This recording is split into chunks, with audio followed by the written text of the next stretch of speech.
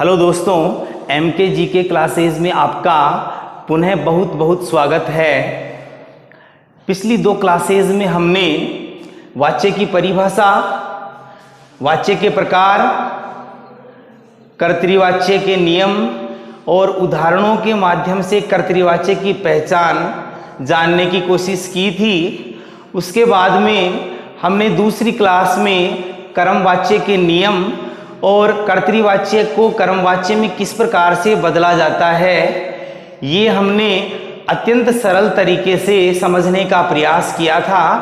आज हमारा जो तीसरा प्रकार है, वाच्य का तीसरा प्रकार है, वो भाववाच्य है। लेकिन भाववाच्य को समझने से पहले कर्मवाच्य को और अधिक क्लियर करने के लिए ये कुछ उदाहरण हैं, वो आपके सामने मैं प्रस्तुत कर रहा हूँ कि कर्तृवाच्य के वाक्य को किस प्रकार से कर्मवाच्य में बदलते हैं। तो सबसे पहले जो है ये एक उदाहरण है कर्तृवाच्य का। कर्तृवाच्य का उदाहरण है वयम गीतम गायामि। हम सब गीत गाते हैं। तो यहाँ देखिए कर्तृवाच्य की जो पहचान है वो मैंने सबसे पहले ये बताई थी कि जो है कि वयम, अहम आवाम वयम, त्वम युवाम यूयम, से तौ तो ते, ये नो वाक्य होने चाहिए, सॉरी नो ये शब्द होने चाहिए। तो यहाँ जो है जहाँ पर भी ये स्थिति हो वहाँ पर जो है कर्ता में अगर ये नो शब्द हो तो वहाँ पर जो है कर्तृवाच्य होता है। एक लास्ट में मैंने ये बताया था कि यहाँ जो है परस्मैपदी धातुओं का प्रयोग होगा। परस्मैपदी धातु जिसमें जो है लट लकार में प्रथम पुरुष का एक वचन का रूप होता है, जैसे पढ़ती है तो ती, फिर द्विवचन का रूप होता है तय, फिर जो है बहुवचन का रूप होता है नति। इस प्रकार जो है परस्मैपदी धातुओं का प्रयोग होता है, ठीक है। और बीच में जो है कर्म का प्रयोग होता है, ये बताया था। आज मैं आपको बताऊंगा कुछ अभ्यासों के माध्यम से कि कर्तृवाच्य के वाक्य को कर्मवाच्य में किस प्रकार से बदला जाता है, किन किन कंडीशनों का पालन करना पड़ता है। तो उसके लिए सबसे पहले जो है मैं पहला उदाहरण आपके सामने प्रस्तुत कर रहा हूं, ये है वयम गीतम गायामि। हम सब गीत गाते हैं। तो यहाँ देखिए, यहाँ कर्तृवाच्य का जो नियम क्या है, कर्ता में प्रथमा, तो ये प्रथमा का बहुवचन का रूप है। यहाँ जो है कर्म में द्वितीया, तो ये गीतम में द्वितीय व्यक्ति का प्रयोग किया गया है, परस्मैपदी धातु है। जब हम कर्मवाच्य में इसको बदलेंगे तो कर्मवाच्य का नियम आपको याद होना चाहिए, आपको ये ज्ञान होना चाहिए कर्मवाच्य में क्या स्थिति होती है। तो यहाँ जो है वयम, ये जो है प्रथमा व्यक्ति का बहुवचन का रूप है। तो यहाँ क्या करना है, आपको तृतीय विभक्ति का बहुवचन का रूप करना है अस्मा भी। अगर यहाँ त्वम आता तो तोया हो जाता, वो मेरे द्वारा पहले आपको पिछले वीडियो में आपको बताया हुआ है। तो वयम के स्थान पर प्रथमा विभक्ति बहुवचन का ये जो है रूप है, और यहाँ जो है वयम के स्थान पर जो है यहाँ जो है अस्मा भी हो जाएगा। अब दूसरी स्थिति क्या लेते हैं हम, दूसरी स्थिति गीतम है। कर्ता में कर्तृवाच्य के वाक्य में कर्म में जो है द्वितीय विभक्ति का प्रयोग होता है, यहाँ उल्टा होता है द्वितीय का प्रथमा। लेकिन गीत शब्द जो है फल की तरह चलते हैं, इसलिए जो है गीत जो है गीत और जो है कर्तृवाच्य का जो गीत शब्द है और कर्मवाच्य का जो गीत शब्द है उसमें किसी प्रकार का कोई चेंज नहीं होगा, क्योंकि फल शब्द और पुस्तक शब्द की तरह ये रूप चलता है, तो इसमें किसी प्रकार का चेंज नहीं होगा, तो वैसा का वैसा हो जाएगा, ठीक है। अब जो है इसमें गायाम है, इसमें मूल रूप से गई धातु है। अब ये परिवर्तित कुछ सूत्रों का प्रयोग करके जो है परिवर्तित होकर के गा हो जाता है। और यदि कोई जो है धातु आकारांत होती है तो वो जो है अगर आकारांत होती है तो वो जो है इकारांत में परिवर्तित हो जाती है। तो यहाँ जो इस कारण से जो यहाँ ये गा जो है धातु थी वो इकारांत में परिवर्तित होकर के गी हो गई। और यहाँ जो है गीत शब्द एक वचन है, इसीलिए जो है यहाँ गी के साथ यते का प्रयोग होगा। अगर यहाँ दो गीत होते तो येते का प्रयोग होता है, बहुत से गीत होता है यंते का प्रयोग होगा। दूसरा उदाहरण मैं आपके सामने ले रहा हूं, अहम त्वाम ताड़यामि, मैं तुम्हें मारता हूं। कर्तृवाच्य का वाक्य है मैं तुम्हें मारता हूं। अब अहम है, यहां अहम है कर्तृवाच्य का, तो यहां प्रथमा व्यक्ति एक वचन का रूप है ये तो ये जो है अहम के स्थान पर मैया हो जाएगा, मेरे द्वारा पहले आपको बताया हुआ है। लेकिन स्थिति क्या है, देखो अब तक मैंने जो है उदाहरण जो भी बताए, जो ज्यादातर उदाहरणों में जो है क्रम में जो संज्ञा शब्द का प्रयोग होता है, लेकिन यहाँ क्या हो रहा है, यहाँ सर्वनाम शब्द का प्रयोग हो रहा है। तो मैं इस उदाहरण को समझने से पहले ये कुछ जो है शब्द हैं, ये अगर मध्य में, कर्म के मध्य में आ जाएं तो आपको कर्तृवाच्य का वाक्य हो, और कर्म के मध्य में आ जाए तो आपको किस प्रकार से चेंज करना है। अगर जो है यहां अगर तम आ जाता, अगर यहां तम आ जाता तो आपको से करना था।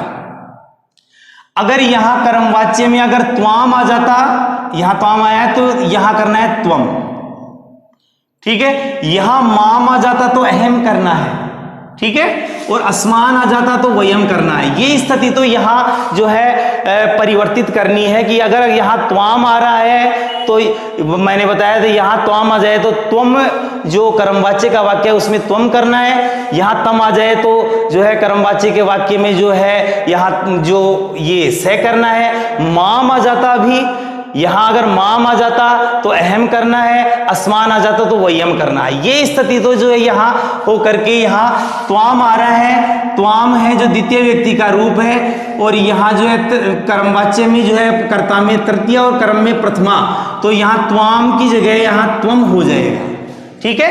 ये आपको पता है, आपको नियम आपने पढ़ा हो तो आराम से समझ सकते हैं। फिर जो है स्थिति क्या है, अब जहां तम आता, अगर यहां तम आ जाता तो ये जो है से के साथ जो है यते लगता, धातु में यते लगता। वहां अगर त्वाम आ रहा है तो जो है त्वम के साथ अगर जो है त्वाम के स्थान पर त्वम हो रहा था, वहां जो है अगर त्वम बनता तो यसे लगता, और माम के स्थान पर अहम आता, यहां अगर अहम आ जाता, यहां अहम तो यहां जो है ये आ जाता, और अस्मान के स्थान पर अगर वयम आता उस जगह तो जो याम ही आता। अब यहां आप देखिए कि यहां त्वम के स्थान पर त्वम आ रहा है, तो धातु जो भी आगे धातु होगी तो मुख्य रूप से उसमें क्या होगा, उसमें जो है यसे का प्रयोग होगा।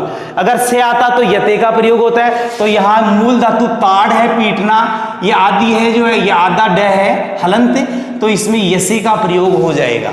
अब यहां मान लो से आ जाता तो यते लग जाता इसके।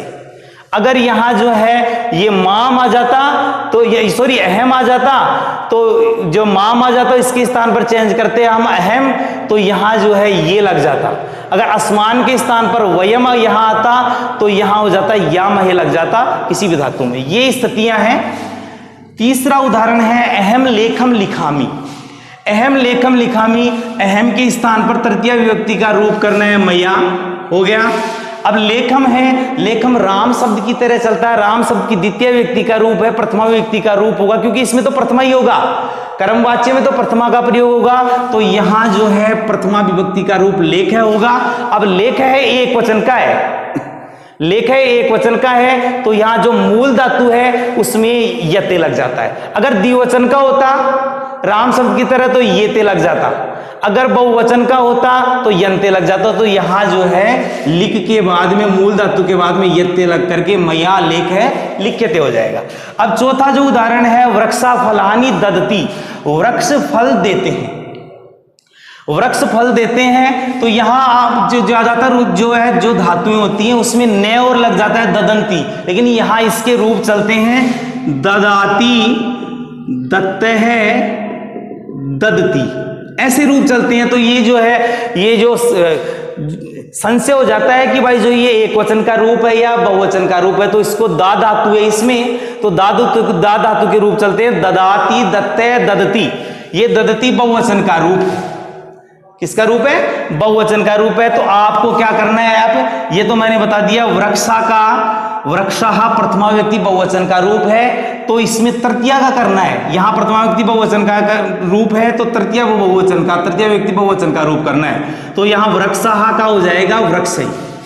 अब फल जो शब्द है मैंने बताया था नपुंसक लिंग में चलते हैं, गीत है, फल है, पुस्तक है, उन पे किसी प्रकार का कोई चेंज नहीं होता है, जैसा होता है उसी प्रकार से जो है सेम का सेम लिख दिया जाता है। यहां सेम लिख दिया मैंने, देखो ठीक है। वो मैंने परसों बताए थे, आपकी जो क्लास ली थी पिछली क्लास, उसमें बताया थे कि कौन से जो शब्द हैं वो नपुंसक लिंग में होते हैं वो चाहे जो है कर्मवाच्य में होते हैं चाहे कर्तृवाच्य में, उनका कोई चेंज नहीं होता है। तो यहाँ कोई चेंज नहीं हो रहा है, ठीक है। अब यहाँ बहुवचन है, देखो बहुवचन है यहाँ, तो बहुवचन है तो एक तो स्थिति ये है कि धातु, जो भी धातु लगेगी उसमें यंत्य लगेगा।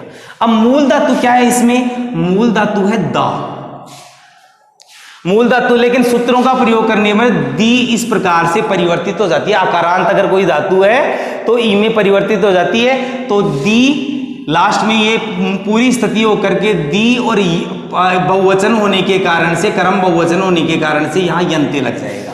अब एक वचन होता, मान लो फलम होता तो यते लग जाता, अगर जो है जो द्विवचन होता फले होता तो ये ते लग जाता। अब अगला उदाहरण देखिए, विद्या विनियम ददाती, विद्या विनियम ददाती, विद्या विनम्रता प्रदान करती है।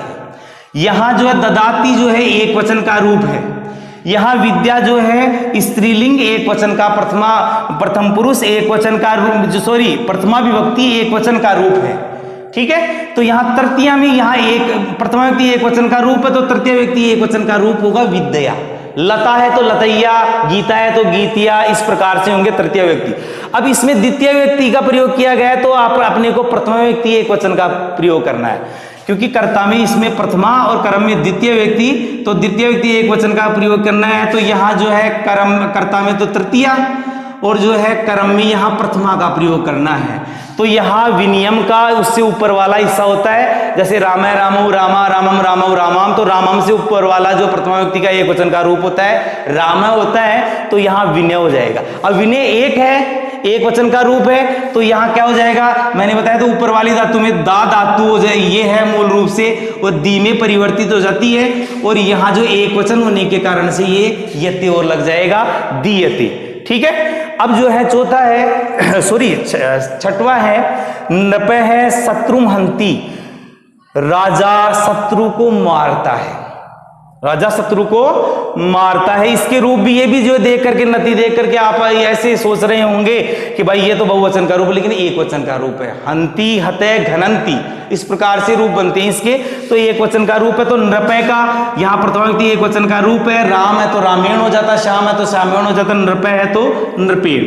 अब शत्रुम द्वितीय, ऐसे जैसे यहाँ अनुस्वार लगा हुआ था तो यहाँ विनियम द्वितीय व्यक्ति का रूप था, यहाँ भी शत्रु में वैसा का वैसा स्थिति, तो यहाँ विसर्ग लगाया तो यहाँ पर भी जो है मूल शब्द के विसर्ग लगा दो, प्रथमा व्यक्ति का रूप हो जाएगा। अब एक है, ये एक है तो आपको क्या करना है कि हन धातु में जो है यते का प्रयोग करना है, ठीक है। अब जो है राम है जनकम प्रणमति, राम है जनकम प्रणमति, राम जनक को प्रणाम करता है, पिता को प्रणाम करता है, तो यहाँ क्या होगा कि राम जो है, राम में प्रथमा व्यक्ति का प्रयोग किया गया है और जनक में जो है द्वितीय व्यक्ति का प्रयोग किया गया है। तो यहाँ क्या करना है, अपने को कर्मवाच्य का बनाएंगे तो प्रथमा को तृतीया में बदलेंगे। यहाँ तो राम है तो रामेण, श्याम है तो श्यामेण, तो यहाँ राम है तो रामेण हो गया। फिर जनकम है उसकी तरह ही चल रहा है, देखो यहाँ अनुस्वार है, यहाँ विसर्ग लगा, यहाँ विसर्ग लगा, तो इसको हटा करके विसर्ग लगा दो, जनक हो जाएगा। अब क्या स्थिति है, प्रणमति है तो इसमें मूल धातु प्रे नम और, ठीक है, प्र और नम, प्र उपसर्ग है और नम धातु है, तो यहाँ क्या करेंगे अपन, जो है यहाँ एक वचन होने के कारण यति और लगा देंगे, ठीक है, और यहां जो हो जाएगा प्रणमयते, ठीक। अब अहम पाठम स्मरामि, मैं पाठ याद करता हूं, मैं पाठ याद करता हूं, तो यहां पर जो है ये अहम के स्थान पर तृतीय व्यक्ति का रूप हो जाएगा मया, पाठम के स्थान पर उसकी तरह ही जो है ये पाठ है, एक वचन का रूप है। तो यहां जो है मूल धातु इसमें स्मृ है, कौन सी धातु है, स्मृ, और अगर रिकारांत कोई धातु है तो ये जो है अर में परिवर्तित हो जाती है, इस प्रकार से स्थिति हो जाती है, तो ये ऐसे हो जाती है, ठीक है। अब जो है यहाँ जो पाठ एक है तो उसमें जो है यते लग जाएगा, अब रूप बन जाएगा स्मर्यते, तो मया पाठ है स्मर्यते। अब जो है नवा है गुरु शिष्यान पाठयति, तो गुरु शिष्यान पाठयति, तो गुरु है ये प्रथमा व्यक्ति एक वचन का रूप है, तो तृतीय व्यक्ति एक वचन का रूप होगा, ठीक है। शिष्यान है, अब शिष्यान है ये द्वितीय व्यक्ति बहुवचन का रूप है, तो अपने को क्या करना है, यहाँ प्रथमा करना है। द्वितीय व्यक्ति एक, यहाँ अगर प्रथमा व्यक्ति एक वचन का, द्वितीय व्यक्ति एक वचन का रूप हो तो जो है प्रथमा व्यक्ति एक वचन का रूप करना है, ठीक है। और यहाँ अगर द्वितीय व्यक्ति बहुवचन का रूप है तो यहाँ पर भी जो है प्रथमा व्यक्ति बहुवचन का रूप करना है। शिष्यान का यहाँ द्वितीय व्यक्ति द्विवचन बहुवचन का रूप है, यहाँ जो है प्रथमा व्यक्ति बहुवचन का रूप हो जाएगा शिष्याः, ठीक है। तो यहाँ जो है बहुत से शिष्य हैं, इसीलिए मूल धातु जो ये पाठ धातु है मूल, इसमें जो है यंते का प्रयोग हो जाएगा। अभी एक शिष्य होता तो यते लग जाता, अगर दो शिष्य होते तो क्या लगता, यंते लगता, और बहुत से शिष्य हैं तो दो शिष्य होते तो येते का प्रयोग होता, और बहुत से शिष्य हैं तो मूल धातु में यंते का प्रयोग। अब जो है ये 10वां है, 2-4 उदाहरण हो रहे हैं। माता ओदनम पचती, माता चावल पकाती है। माता क्या करती है, चावल पकाती है। तो यहां प्रथमा व्यक्ति मातृ शब्द का ये स्त्रीलिंग का रूप है, एक वचन का, प्रथमा व्यक्ति एक वचन का रूप है, तो तृतीय व्यक्ति एक वचन में बदलना है तो मात्रा हो जाएगा। क्या हो जाएगा, मात्रा, ठीक है। जैसे एक्टिव वॉइस में पैसिव वॉइस में बदलते हैं तो यहाँ जो है थर्ड फॉर्म का प्रयोग किया जाता है, उसी प्रकार इसमें तृतीय विभक्ति का प्रयोग होता है, ठीक है। अब ओदनम है तो उसकी तरह जैसे वो देखो यहाँ अनुस्वार लगते आए थे, द्वितीय व्यक्ति है, यहां विसर्ग हो गया था प्रथमा व्यक्ति, ठीक है। द्वितीय व्यक्ति एक वचन है तो प्रथमा व्यक्ति एक वचन का रूप होगा, ओदने है चावल। अब ये एक वचन का रूप है, एक वचन का रूप है तो यहां मूल धातु क्या है, पच, पच में जो है एक वचन का रूप होने के कारण यते लग जाएगा। अगर बहुत से चावल होते ये ते लग जाता, यंते लग जाता। अगर जो है द्विवचन का अगर कोई रूप होता है, अगर जो द्विवचन में प्रयुक्त होता है ये जो है शब्द ओदन शब्द, तो यहाँ ये ते लग जाता, ठीक है। तो यहाँ हो जाएगा मात्रा ओदने है पच्यते। अब जो है ये कुछ 3 उदाहरण और हैं। भक्ता देवान पूजयंती, भक्त देवताओं का पूजन करते हैं, पूजा करते हैं। तो यहाँ जो है प्रथमा व्यक्ति बहुवचन का रूप है तो तृतीय विभक्ति बहुवचन का रूप भक्त ही होगा, ठीक है। अब यहाँ जो देवान है प्रथमा व्यक्ति, कर्ता में प्रथमा, कर्म में द्वितीय, द्वितीय व्यक्ति बहुवचन का रूप है तो प्रथमा व्यक्ति बहुवचन का रूप हो जाएगा देवा। वो मैंने पहले बता चुका, मैं आपको जो है शब्द रूप तो आने ही चाहिए, अगर शब्द रूप नहीं आएंगे तो जो है मेरा समझाना निरर्थक है, ठीक है। अब जो यहाँ बहुत से बहुवचन है, मूल धातु क्या है, पूज, तो बहुवचन होने के कारण से यहाँ यंते लग जाएगा। अभी एक देव होता तो यते लग जाता, 2 देव होते येते लग जाता, नहीं यंते, ठीक है। छात्र पुरस्कारम ग्रहणाति, छात्र पुरस्कार ग्रहण करता है। किसी भी जो है जो छात्र पुरस्कार ग्रहण करता है तो छात्र का तृतीय व्यक्ति का रूप हो जाएगा छात्रे, और यहाँ द्वितीय व्यक्ति एक वचन का रूप है तो प्रथम व्यक्ति एक वचन का रूप हो जाएगा पुरस्कार है, क्योंकि कर्ता में जो है तृतीया कर्मवाच्य में और कर्म में प्रथमा, ठीक है। अब एक पुरस्कार है तो मूल धातु जो है ग्रह, उसमें यते लग जाएगा। अभी बहुवचन होता तो मैंने बताया था यंते लग जाएगा, लेकिन यहाँ ग्रह यते हो जाएगा। सैनिका लास्ट है, सैनिका देशम रक्षन्ति, सैनिक लोग देश की रक्षा करते हैं, सैनिक लोग देश की रक्षा करते हैं। तो यहाँ जो है सैनिक प्रथमा व्यक्ति बहुवचन का रूप है तो यहाँ जो कर्मवाच्य का अगर वाक्य बनाएंगे तो तृतीय व्यक्ति बहुवचन का रूप कर देंगे इसमें, ठीक है। तो सैनिक ही हो जाएगा। देशम का यहाँ हो जाएगा जो है देशम, द्वितीय व्यक्ति जो है एक वचन का रूप है तो प्रथमा व्यक्ति एक वचन का रूप देश हो जाएगा। अब यहाँ क्या स्थिति बन रही है, यहाँ देश एक अकेला है, एक वचन में है तो यहाँ मूल धातु क्या है, रक्ष, उसमें यते लग जाएगा, ठीक है। ये स्थिति है कर्मवाच्य के वाक्य को, कर्तृवाच्य के वाक्य को कर्मवाच्य में परिवर्तित करने का तरीका। अब जो है आगे जो टॉपिक है हम ले रहे हैं भाववाच्य। अब हमारा जो वाच्य का जो तीसरा प्रकार है भाववाच्य है, उसके नियम मैं आपको समझाऊंगा और नियम के द्वारा जो है मैं बताऊंगा कि कर्तृवाच्य का जो कर्म रहित वाक्य है उसको किस प्रकार से भाववाच्य में परिवर्तित करते हैं, ठीक है। सबसे पहले मैं नियम बताता हूं भाववाच्य होता क्या है। भाववाच्य में भाव प्रधान होता है। भाव प्रधान का अर्थ है न तो इसमें कर्ता प्रधान होता है, कर्म तो होता ही नहीं है, ठीक है, मतलब इसका अर्थ है इसमें क्रिया प्रधान होती है, क्रिया अपनी इच्छा के अनुसार स्वयं कार्य करती है। और क्रिया हमेशा प्रथम पुरुष एक वचन की होती है। इसमें कर्ता से कोई लेना देना नहीं है। इसमें जो है जो क्रिया है वो प्रथम पुरुष एक वचन की होती है। क्रिया के अंत में मतलब अगर जो है स्थिति, अगर जब हम वाक्य बनाएंगे कर्तृवाच्य के कर्म रहित वाक्य को अगर जो है भाववाच्य में परिवर्तित करेंगे तो जो है कर्ता में तो जो तृतीय विभक्ति का प्रयोग होगा और जो है क्रिया में के अंत में हमेशा यते लगेगा, हमेशा यते लगेगा। यते यन्ते इसका प्रयोग नहीं होगा, केवल जो है यते का प्रयोग होगा। तो मैंने स्थिति मेरे द्वारा बताई कि इसमें भाव प्रधान होता है, क्रिया प्रधान होती है। क्रिया हमेशा प्रथम पुरुष एक वचन की होती है। मतलब इसका अर्थ है कि जब हम भाववाच्य में किसी भी वाक्य को बदलेंगे, कर्तृवाच्य के कर्म रहित वाक्य को, तो यहां जो है कोई भी धातु है उसमें यते लगेगा। अपनी साधारण भाषा में आप ये समझ लीजिए, ठीक है। यह वाच्य कर्म रहित होता है। अगर कर्तृवाच्य का वाक्य कर्म रहित है तो ही भाववाच्य बनेगा। कर्म युक्त होगा, बीच में कर्म आ जाएगा तो वो कर्मवाच्य में परिवर्तित होगा, जो भाववाच्य नहीं होगा। तो यह वाच्य कर्म रहित होता है। और जो है जब जो है कर्तृवाच्य के कर्म रहित वाक्य को जो है भाववाच्य में बदला जाता है तो क्या किया जाता है कि कर्ता में तो तृतीय विभक्ति का प्रयोग किया जाता है और क्रिया हमेशा जो है कर्म होता ही नहीं है और क्रिया में यते लगा दिया जाता है। अब देखो मेन स्थिति क्या है कि ये जो धातुएं हैं ये कर्म रहित होती हैं। इनके साथ कोई भी अगर जो है किसी भी जो है कोई भी वाक्य बनाया जाता है इनके साथ में तो वो कर्म रहित होता है, ठीक है। मतलब कर्म रहित होने के कारण वो भाववाच्य में परिवर्तित हो सकता है वो वाक्य। हंसना, जैसे हंस धातु है, रुद्र धातु, रुद्र का अर्थ है रोना, चिंत का अर्थ है चिंता करना, क्रीड का अर्थ है खेलना, धाव का अर्थ है दौड़ना, तप का अर्थ है तप करना और भू का अर्थ है होना। ये धातुएं जहां पर भी होंगी कर्म नहीं हो सकता, ठीक है। अब यहां मैं कुछ वाक्य ले रहा हूं कर्तृवाच्य के कर्म रहित वाक्य, कर्तृवाच्य के कर्म रहित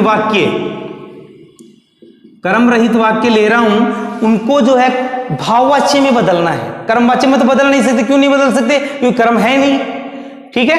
अब अपन क्या करेंगे, इसके नियम के अनुसार क्या करेंगे, कर्ता में तृतीया विभक्ति का प्रयोग करेंगे। कर्ता में किस विभक्ति का प्रयोग करेंगे? तृतीया का। तो बालिका, गीता, सीता, नीता, कविता कोई भी है, अगर प्रथमा व्यक्ति एक वचन का रूप है ये स्त्रीलिंग का, तृतीय व्यक्ति एक वचन का रूप होगा बालिकया।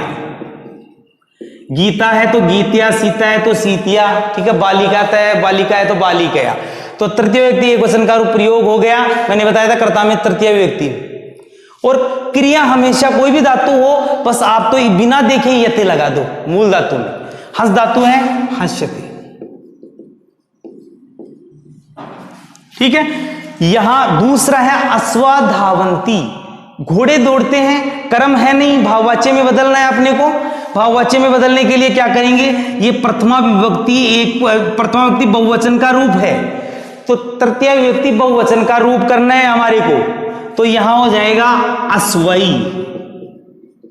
और क्रिया हमेशा प्रथम पुरुष एक वचन की, चाहे यहां जो है बहुवचन का प्रयोग हो रहा हो लेकिन एक वचन की प्रयोग करनी है क्रिया, तो यहां क्या करना है, धाव जो मूल धातु है तो यहां क्या करना है, यते लगा देना है, बस धाव्यते। उसमें येते यंते का प्रयोग नहीं करना है, क्रिया में हमेशा यते लगाना है इस वाच्य में।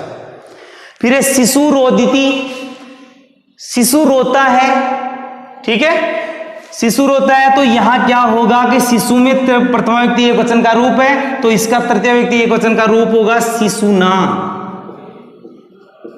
और वही मूल धातु इसमें है, देखो रोदिति बना हुआ है, इसमें मूल धातु है रुद्र, ठीक है। रुद्र रोना तो इसमें यते लग जाएगा, रूप हो जाएगा रुदयते,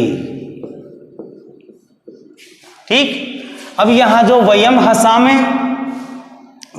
में यहां क्या होगा कि वयम का अपने को क्या करना है, तृतीय व्यक्ति एक वचन का रूप जो है, तृतीय व्यक्ति बहुवचन का रूप करना है। वयम आए तो अस्मा भी मैंने बताया था आपको, और क्रिया में हमेशा क्या करना है, मूल धातु हमेशा यते लगाना है, कोई भी धातु है चाहिए हंसियते। ठीक, यहां राम चिंत्यति, राम में कर्ता में हमेशा तृतीय व्यक्ति का प्रयोग, तो यहां तृतीय रामेण हो जाएगा। ठीक, और यहां जो है मूल धातु क्या है, चिंते, वही है, यते लगा देना है।